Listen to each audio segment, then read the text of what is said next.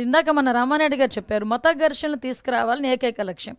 దానికి ఏం చేశారంటే పాపం పాస్టర్ ప్రవీణ్ పగడాల గారిని ఏదో రకంగా ఓన్ చేసుకుందామని చెప్పి ప్రయత్నం చేసి వాళ్ళ తాలూకా కొంతమంది మనుషుల్ని పాస్టర్గా క్రియేట్ చేసుకొని రకరకాలుగా వాళ్ళ మీద ఎంత అంటే ఒక పాస్టర్ నోట్ నుంచి కొన్ని పదాలు మనం వినం ఎట్టి పరిస్థితుల్లోని కూడా.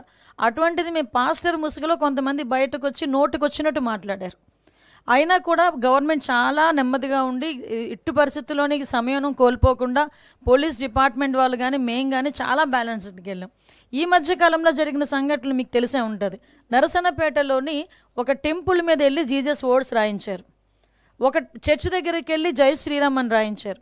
అంటే ఇలాంటి సంఘటనలు చూస్తుండేటప్పుడు ఏదో విధంగా మత కల్లోహాలు తీసుకురావాలి, ఇక్కడ లా అండ్ ఆర్డర్ ఇష్యూస్ని క్రియేట్ చేయాలి అన్న ఒక దృక్పథం అన్నది చాలా క్లియర్గా కనిపిస్తుంది.